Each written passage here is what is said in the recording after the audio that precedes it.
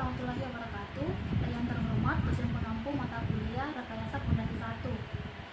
Sebelumnya, perkenalkan nama saya Mustika, NIM D01185507. Baik, langsung saja.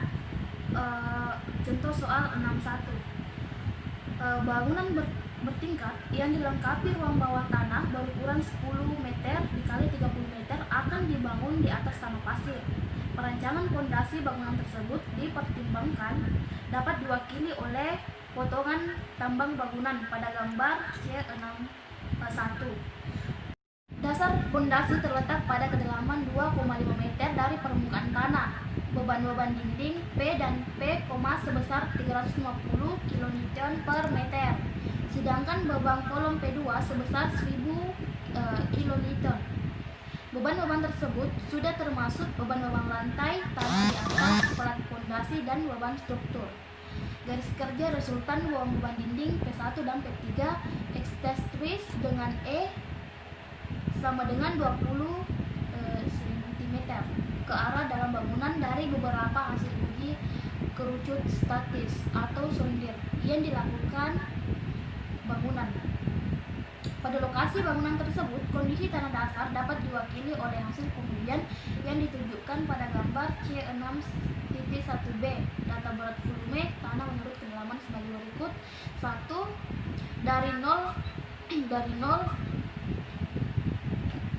kurang 2,5 meter. Titik 2 Y1 sama dengan 16,5 kN meter pangkat 3. Yang kedua, dari 2,5 sama dengan 6 meter. Titik 2 Y2 sama dengan 16,5 kN per meter pangkat 3. Yang ketiga, dari 6 kurang 9,75 meter. Titik 2 Y3 sama dengan 18 kN per meter pangkat 3. Yang keempat, dari 9,75 kurang 11,75 meter. Titik 2 Y4 sama dengan 17 kN meter pangkat 3. Sudut geser dalam efektif 0 di bawah dasar fondasi rata-rata adalah 35 derajat, dan C sama dengan fondasi yang memenuhi syarat faktor aman terhadap kapasitas dukung dan penurunan. Disyaratkan penurunan maksimum 400 meter dan 8/L atau lebih kecil 1/300. Dalam hitungan kapasitas dukung, gunakan persamaan Precis tahun 1975. 3. Penampang bangunan. Kita bisa melihat gambar dari penampang bangunan. Yang B, data pengujian penetrasi kerucut statis. C, pembebanan dan dimensi pondasi. Hasil distribusi, hasil substitusi. QS sama dengan 1/F buka kurung SC DC CN C ditambah SQ DQ D gamma NQ ditambah S gamma D gamma 0,5 B gamma N gamma kurang DF gamma balas kurung tambah DF gamma. Hasil akhir dengan menggunakan perspektif dengan sudut 35 derajat. Baik, perhitungan untuk pondasi P2, kita bisa melihat faktor bentuk pondasi SQ sama dengan 1 ditambah TQ sudut geser sama dengan 1 ditambah TQ 35 derajat sama dengan 1,7. Yang kedua, faktor kedalaman pondasi kita bisa melihat penyelesaian. Dari nilai akhirnya 100/100 B pangkat 2 sama dengan 79,25 B2 ditambah 20,24 B2 ditambah 193,91 79,25 B2 pangkat 3 ditambah 193,91 B2 pangkat 2 ditambah 20,24 B2 sama dengan 1000. dikurang 1000 sama dengan 0. Maka diperolehlah ukuran kolom pondasi P2 adalah 100,75 meter dikali 100,75 meter. Selanjutnya untuk pondasi memanjang P1 dan P3 telah diketahui beban ekstensitris dengan E sama dengan 0,2 meter bila resultan beban diletakkan pada pusat pondasi berlaku persamaan kapasitas dukung dengan beban vertikal dan terpusat. Oleh karena itu, lebar pondasi yang digunakan dalam hitungan kapasitas dukung adalah lebar pondasi sebenarnya atau B. Untuk pondasi memanjang SW sama dengan S gamma sama dengan 1. Faktor kedalaman pondasi dari basis tabel 3.6D. Untuk D per B lebih kecil dari 1. DQ sama dengan 1 tambah 2 D per B 3 TG sudut geser buka kurung 1 sin sudut balas kurung pangkat 2 1 tambah 2 buka kurung 0,5 per B3 TG 35 derajat 1 sin 35 pangkat 2 D gamma sama dengan 1.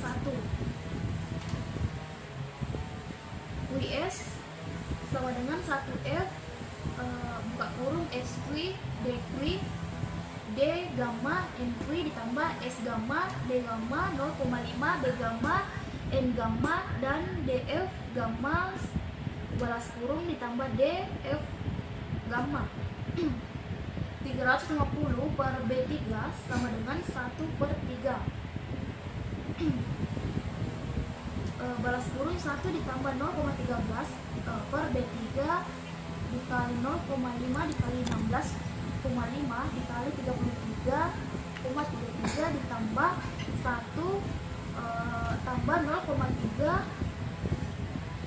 per B3 balas kurung dikali 0,5 dikali B3 dikali 16,5 dikali 48,03 dikurang 2,5 dikali 16,5 ditambah 2,5 dikali 16,5 350 per B3 sama dengan 95,8 ditambah 11,92 per B3 ditambah 173,33 B3 173,33 B3 pangkat 2 ditambah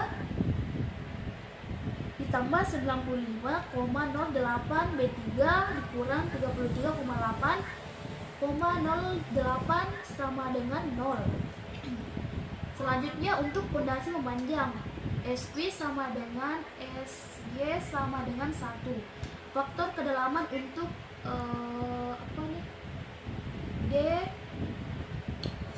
D action per B sama dengan 1. Hasil akhir B sama dengan 1,2 meter Q 292 kilonewton per meter pangkat 2.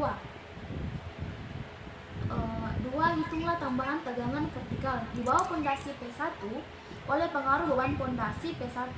Pondasi P1 dan P3 Qn sama dengan 292 dikurang 2,5 dikali 116,5 sama dengan 291 kilonewton per meter pangkat 2. Pondasi P2 titik 2 Qn sama dengan 1000 per 175 pangkat 2 sama dengan buka kurung 2,5 dikali 16,5 balas kurung sama dengan 285,28 kN per meter pangkat 2. Baik, di sini kita bisa melihat tabel 4 tabel. Pertama, tabel C6.1A. Yang kedua, tabel C61.B. Yang ketiga, C61.C. Yang keempat, tabel C6 1.D. Untuk pondasi P2, S buka kurung P2 balas kurung sama dengan 0,016 ditambah 0,007 ditambah 0,013 sama dengan 0,036 meter sama dengan 36 lebih kecil dari 40 meter. Dari hitungan di atas diperoleh penurunan maksimum 36 lebih kecil 40 meter. Besarnya beda penurunan akibat penurunan tak seragam antara pondasi P1 dan P2 atau antara P3 dan P2.